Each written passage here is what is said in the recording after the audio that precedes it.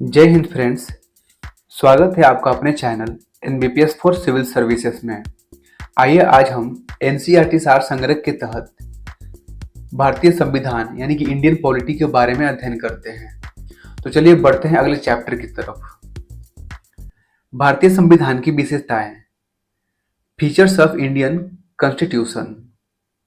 Topic 1 है, point 1 है, संविधान में हमारे राष्ट्र का उल्लेख किन नामों से किया गया है।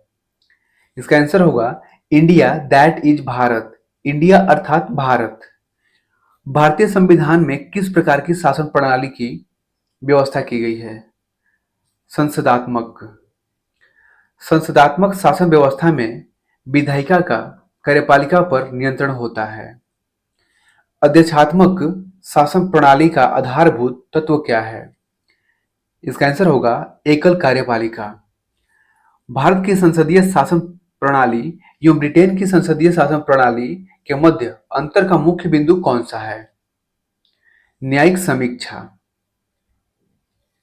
भारत का संविधान परिसंघीय है, यह किससे निर्धारित होता है।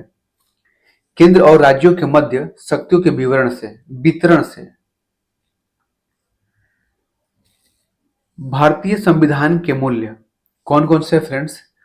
भारतीय संविधान के मूल्य स्वतंत्रता, समानता, भ्रातृत्व, संप्रभुता, समाजवादी, पंथ निरपेक्ष और लोकतांत्रिक, ये भारतीय संविधान के मूल्य हैं। नीति निर्देशक तत्वों तथा मूल अधिकारों को संविधान की आत्मा किसने कहा है। इसका राइट आंसर होगा ग्रेनविल ऑस्टिन ने कहा है। मूल संविधान में कुल कितने अनुच्छेद और कितनी अनुसूचियां थी। मूल संविधान में कुल 395 अनुच्छेद और 8 अनुसूचियां थी। सर्वप्रथम कांग्रेस के किस अधिवेशन में जनगण मन गाया गया था। कलकत्ता अधिवेशन वर्ष 1911 में। राष्ट्रगान नेशनल एंथम के गायन का मानक समय कितना है। 52 सेकेंड यानी कि 52 सेकेंड। भारतीय संविधान की जटिलता के कारण इसे वकीलों का स्वर्ग कहा जाता है, लायर्स पैराडाइज कहा जाता है। नोट में पढ़ लीजिए फ्रेंड्स। AR बम्बई बनाम भारत संघवाद 1994 में उच्चतम न्यायालय ने कहा भारतीय संविधान एक परिसंघात्मक संविधान है।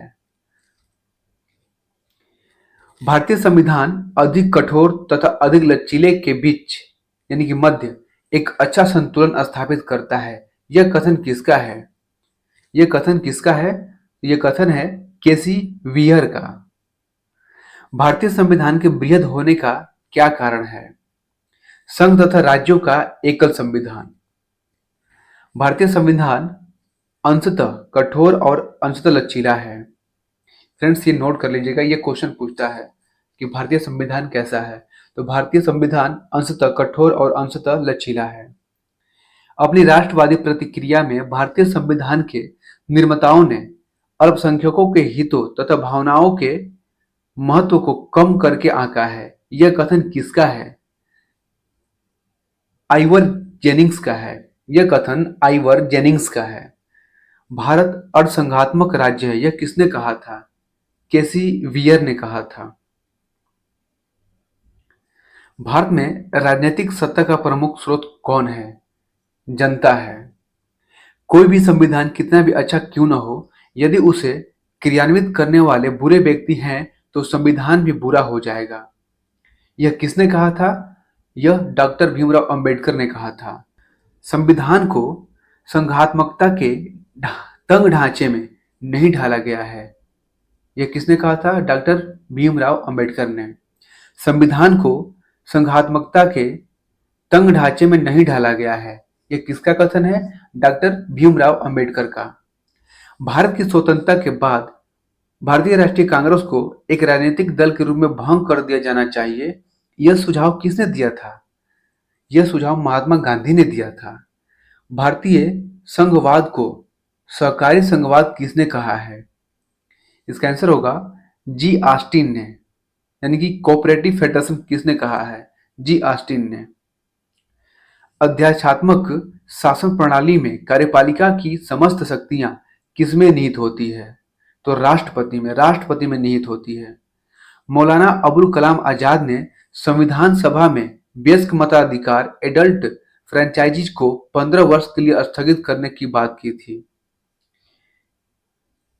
भारत का राष्ट्रीय पशु नेशनल एनिमल कौन सा है? बाघ। भारत का राष्ट्रीय पुष्प नेशनल फ्लावर कौन सा है? कमल। भारत का राष्ट्रीय पक्षी नेशनल बर्ड कौन सा है? मोर। भारत के राष्ट्रीय ध्वज इंडियन नेशनल फ्लैग के चक्र में कितनी तीलियां स्कोप्स कितने हैं? 24 हैं। Thanks for watching friends. मिलते हैं अगले चैप्टर के साथ। तब तक के लिए जय हिंद।